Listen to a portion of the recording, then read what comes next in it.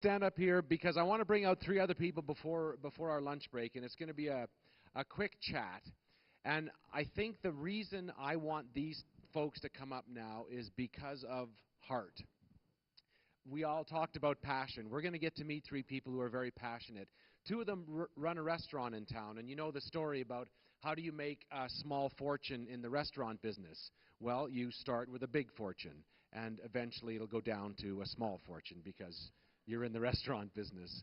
People say if there's any way you want to lose money, get into the restaurant business. But these two said nope. The thing that makes it even funnier is if you said, okay, let's talk about an Alberta restaurant. Alberta, home of Alberta beef. What would be the greatest restaurant that would succeed in Alberta? Let's do a vegetarian one. And today, they are 7 years old in the restaurant business. How about that for the Coup? Let's bring up Dalia and Tabitha. Come on up here. Come and sit. And then I'm going to bring up Dariel as well. Now, Dariel is a woman who I've known for a while, and she works with Calgary Reads. I'm not saying who might have asked the reading question earlier. But Calgary Reads is just one of her passions. She also just got back from Africa this summer. And if you said, why would somebody go to Africa when you're a grandmother? She said, because I went with a bunch of other grandparents. And what were they doing in Africa? Well, let's bring her up and find out. Let's bring Dariel. Would you please welcome Dariel Bateman? Come on up here, Dariel. Welcome. How are you? Thank you. Good. So this is what we'll do. Have a seat. First of all, I'd like to talk about research, your doctoral degrees, if we could start with there and just see where things go. Tell us a bit about the story of the Coup and how it got started. We opened 7 years ago. Tabitha and I had met working together previously, and explain that to me, because I know it wasn't, you weren't two chefs working in other restaurants. What were you? Well, we did a lot of jobs before that, but we met in a cafe, and I think we kind of shared the same values. Can we hear? I can't tell from here. No. No. She just gave the answer to the meaning of life. Yeah. Oh, man. And the answer is 6. I didn't know. You want to just do that? Let's just do these. There we go. That's for you. And I think you'll find. Yeah, try that. Okay. Can everybody hear me? Do we need to do something? Try it now. Hello. There we go.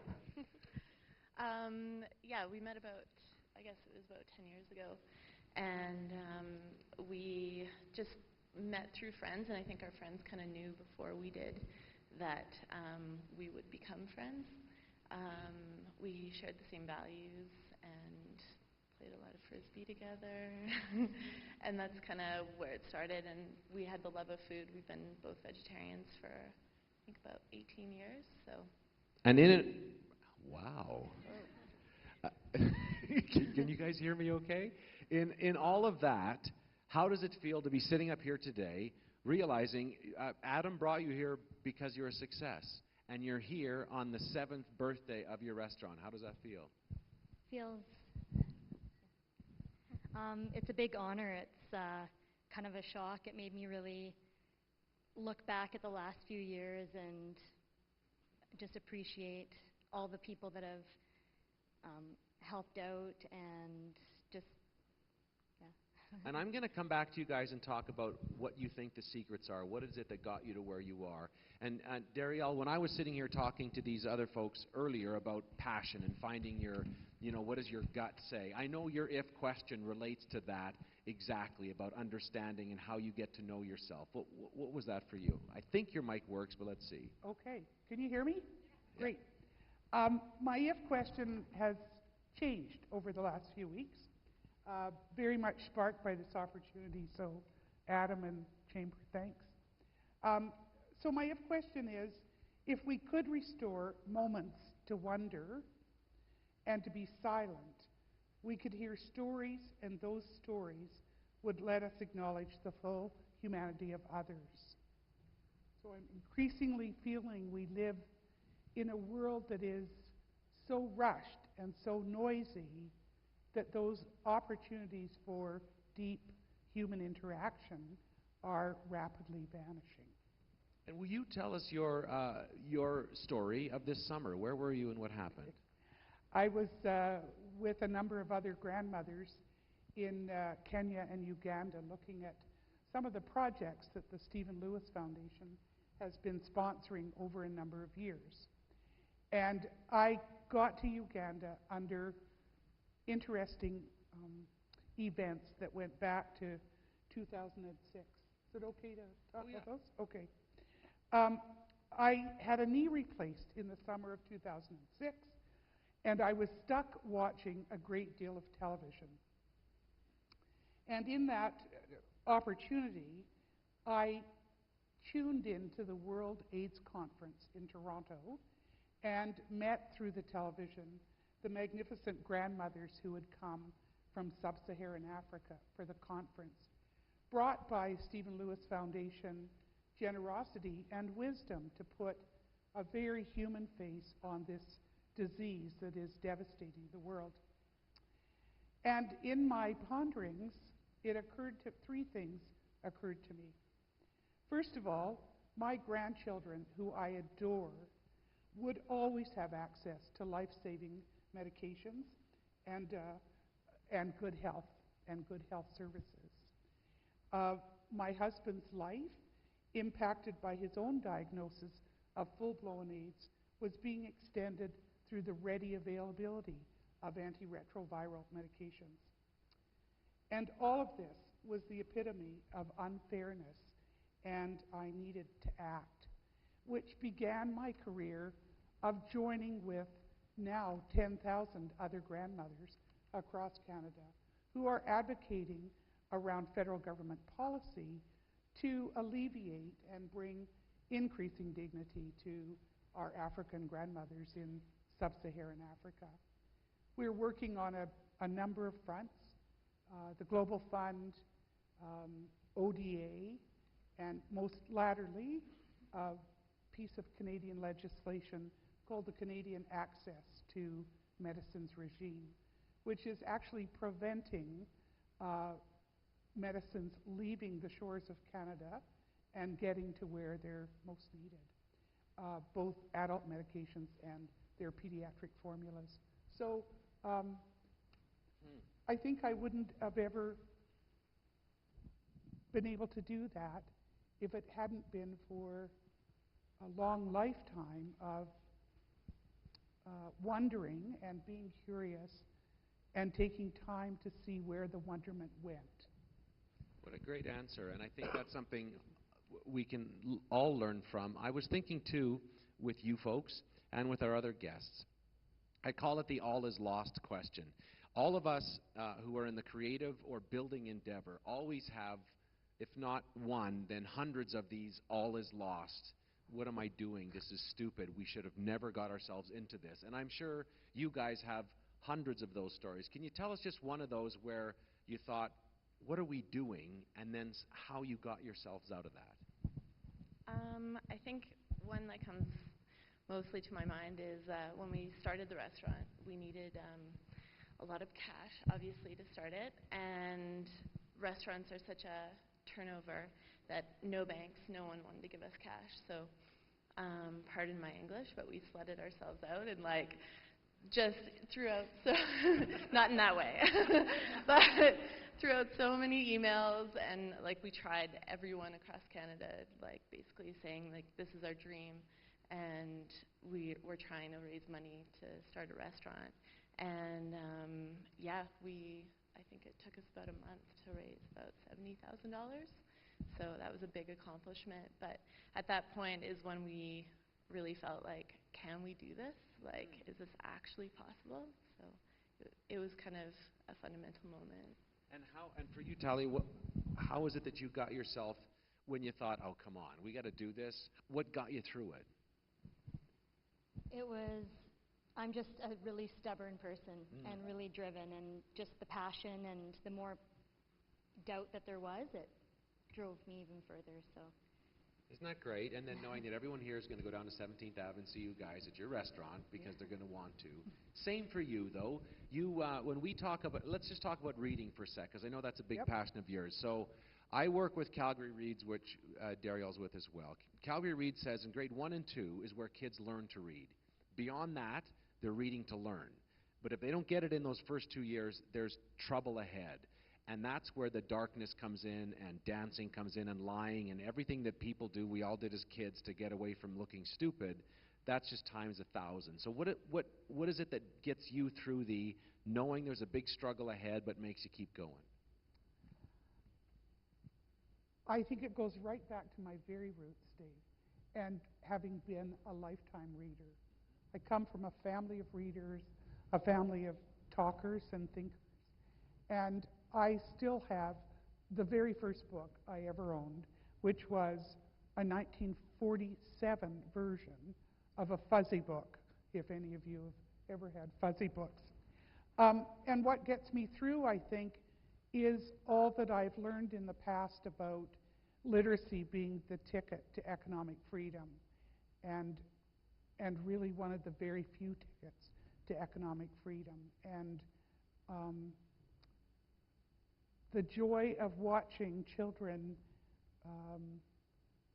join the reading club is phenomenal. We only ever celebrate children historically on the day that they first walk, and then again on the day that they become readers. And that's great. Tell me about when I was working on breakfast television, or even now when I talk to anyone who's successful, I realize there's an art to everything. So cooking, yeah, there's science, right? Because you got to make sure your ingredients are right, you got to mix it right, but it's also an art.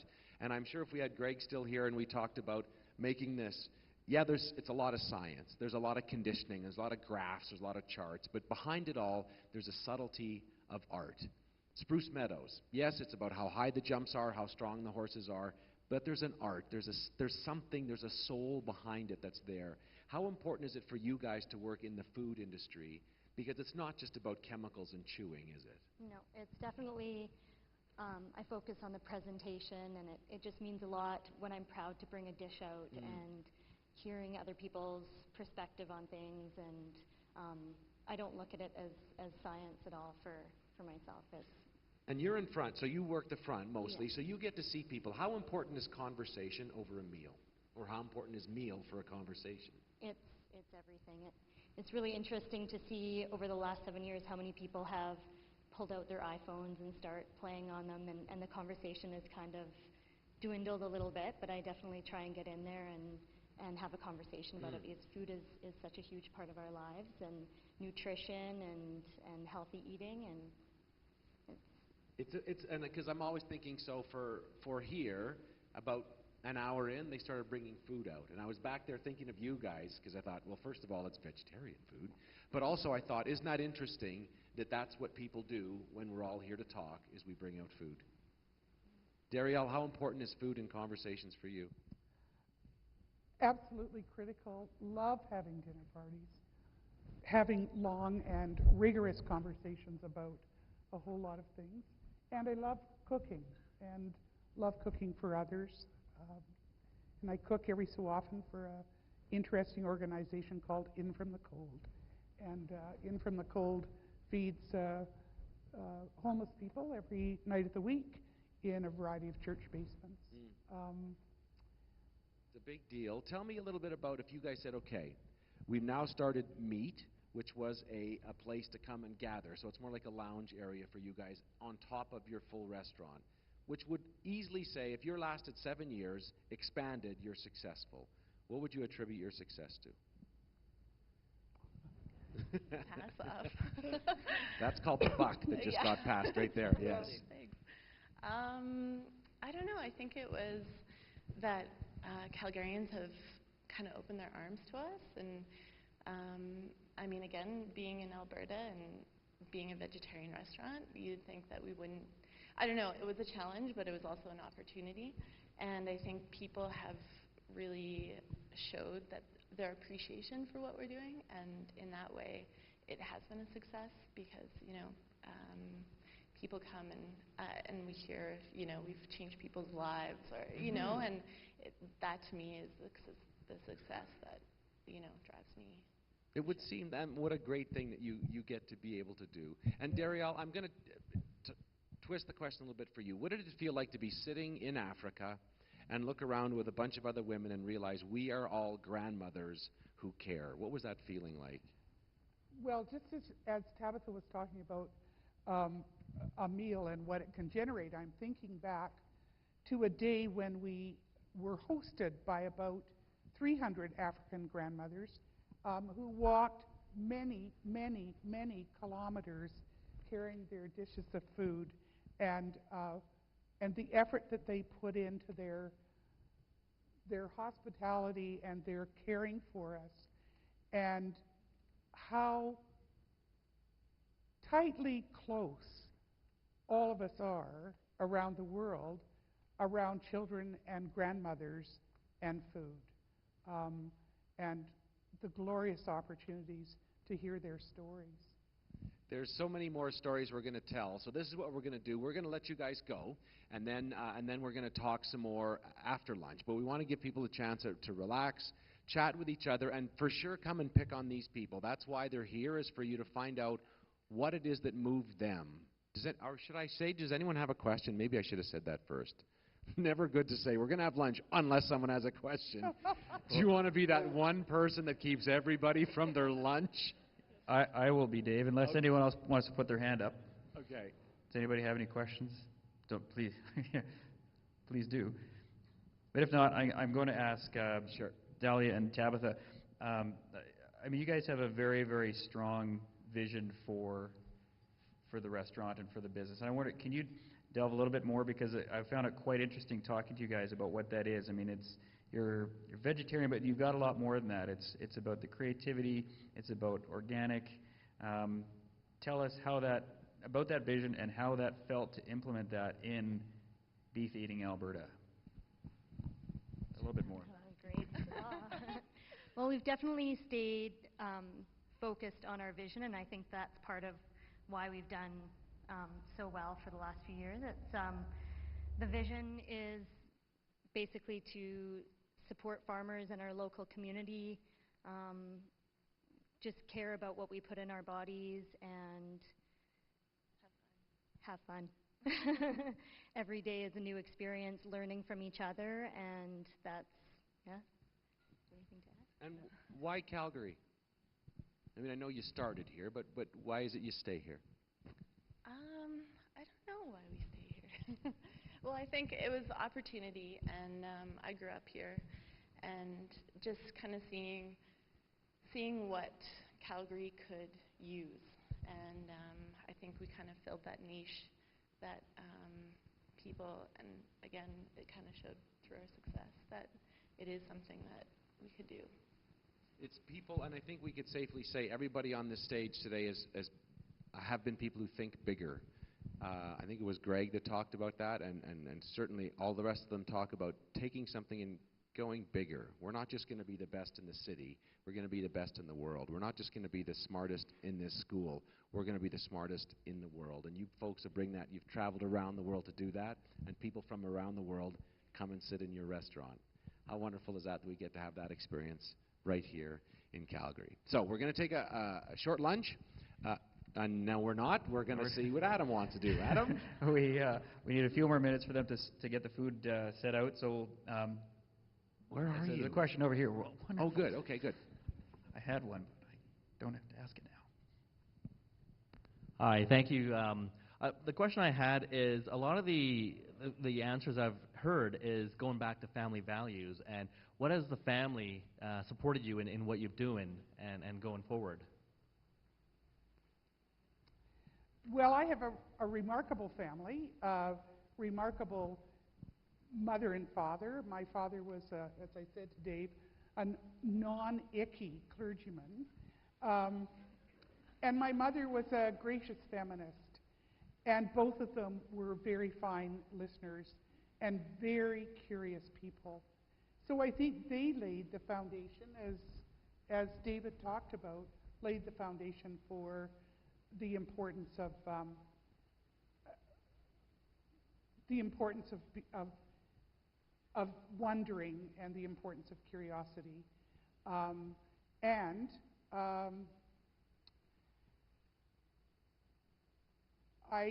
one of my heroes is Margaret Wheatley, an education philosopher in my field, who says you can't hate anyone whose story you know. And when I think about what I want for children around this world, it would be a world of equity and non-hate. So I'm grateful to my parents for setting me up for that. That's a great line. Well, how family in your lives? I think, speaking for both of us, our families have totally supported us through everything. They knew that we had this dream, and they never doubted us.